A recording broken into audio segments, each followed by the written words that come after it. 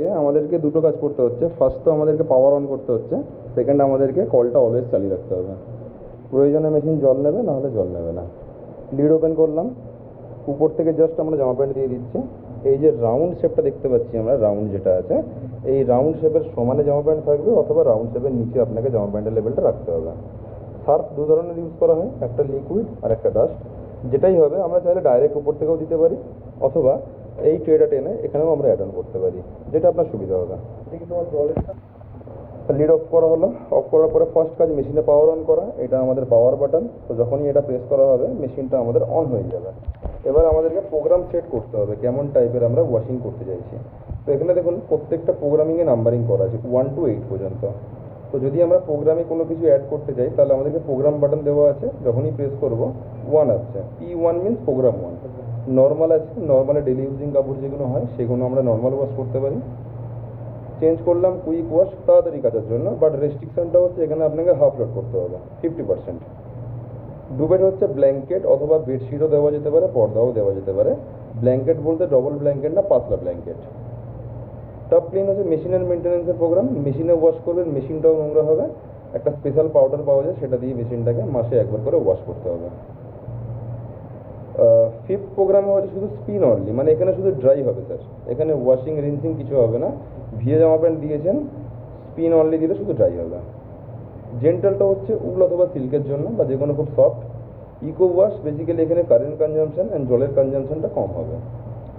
আর hard water, যদি জলে খুব আপনার আয়রন থাকে, তো এটা খুব তাড়াতাড়ি ওয়াশিং প্রোগ্রাম একটা। মানে মনে করুন জলে আয়রনে যদি জামা প্যান্ট বেশি আমাদের থাকে, তাহলে কী হয়, একটা ইয়েলো স্টেন পড়ে। বাট এই প্রোগ্রামে যদি আমরা দেওয়া হয়, তাহলে কী হবে, ওই স্টেনটা আসবে না বেসিক্যালি। তো যে কোনো প্রোগ্রাম আমরা চুজ করতে পারি। লাইক আমরা যদি এখানে থার্ড প্রোগ্রামে দিই, থার্ড প্রোগ্রামে দিয়ে কাজ হবে শুধু স্টার্ট করা, এইটুখানি আপনার কাজ। এইবারে যখন আমরা সাপোজ মনে করুন P3 দিয়ে আমরা স্টার্ট করলাম, তো এখানে P3 দেখাচ্ছে, বাট মেশিনটা কিন্তু এখন কোনো টাইমিং দেখাবে না। ড্যাশ ড্যাশ ড্যাশ ড্যাশ দেখাচ্ছে, মানে সেন্স করছে কতটা আমরা লোড করেছি, সেই হিসাবে এখানে টাইমিং দেখাবে। তো তারপরে এইবারে ডান দিকে কয়েকটা অপশান আছে। ফার্স্ট হচ্ছে ওয়াটার লেভেল। ওয়াটার লেভেল আপনাকে না দিলেও চলবে, মেশিন নিজে থেকে ডিসাইড করে নেবে কতটা আপনি লোড দিয়েছেন। তারপরে আছে ওয়াশ। কোনো প্রোগ্রামে আমরা যদি ওয়াশ টাইমিং বাড়াতে চাই, তাহলে আমাদেরকে ওয়াশে আসতে হবে। অথবা যদি কোনো প্রোগ্রামে আমরা রিন্স মানে ধোয়া, যদি ধোয়ার টাইমিংটা বাড়াই অথবা ধোয়ার পারফরমেন্সটা বাড়াই, তাহলে আমাদের রিন্স অ্যাড করতে হবে। আর এখানে স্পিন আছে, স্পিনের আরপিএমটাকে চেঞ্জ করার জন্য। তো এখানে দেখুন ছোটো ছোটো করে কয়েকটা জিনিস লেখা আছে। ফার্স্ট হচ্ছে ওয়াটার লেভেলের নিচে ম্যানুয়াল ফিল।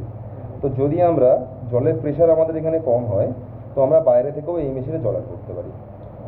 সেটা করতে হলে কি করতে হবে, ওয়াটার লেভেলটাকে আমরা এখানে 3 সেকেন্ড হোল্ড করব। তো এটা ম্যানুয়াল লেভেল আমরা সেট করে দিলাম। তারপরে যদি আমরা স্টার্ট করে দিই, তো আমরা বাইরে থেকে জল ঢালতেই থাকবো যতক্ষণ না পর্যন্ত লেভেলটা আসবে। যখন লেভেল আসবে মেশিনটা মিউজিক হয়ে যাবে, ঠিক আছে। তারপরে আছে ওয়াশের নিচে আছে অ্যাকোয়া রিজার্ভ। যদি আমরা ওয়াশটাকে 3 সেকেন্ড হোল্ড করি,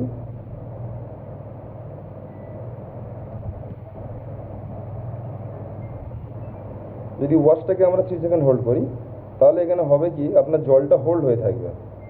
হোল্ড হয়ে থাকবে মিনস এখানে আপনি যে জলে প্রথমবার ওয়াশ করতে পারবেন, সেই জলে আবার পুনরায় অন্য কোনো জামা প্যান্ট ওয়াশ করতে পারবেন। তারপরে আছে আপনার রিন্স প্লাস, রিন্সের নিচে আছে আপনার রিন্স প্লাস স্পিন। যদি মনে হয় কখনো যে আমি শুধু ধুয়ে শুকনো করবো, কাচবো না, তাহলে আমরা রিন্সটাকে যদি 3 সেকেন্ড প্রেস করে থাকি, তাহলে এখানে রিন্স অ্যান্ড স্পিন হবে, মানে শুধুমাত্র ধুয়ে শুকনো করে দেবো, ওয়াশিংটা হবে না। তারপরে আছে এখানে টার্বো স্পিন। নর্মাল স্পিন তো আপনি ম্যাক্সিমাম হাই আরপিএম পর্যন্ত দিচ্ছেন, বাট যদি আরও জোরে স্পিন চান, তাহলে আপনাকে এখানে স্পিনটাকে 3 সেকেন্ড হোল্ড করতে হবে। তাহলে এখানে আপনার টার্বো স্পিন অ্যাক্টিভ হবে, ড্রামের আরপিএমটা বেশি। তো এই আছে সব থেকে সহজভাবে যদি আমরা মেশিন চালাই, তাহলে আমরা মেশিনটাকে ফার্স্ট পাওয়ার অন করবো। পাওয়ার অন করার পরে প্রোগ্রাম থেকে আমরা যে প্রোগ্রামে দিচ্ছি, সাপোজ আমরা 2 নম্বর প্রোগ্রামে দিলাম, দিয়ে শুধু আমরা স্টার্ট করে দেবো। এইটুকুনি আমাদের কাজ।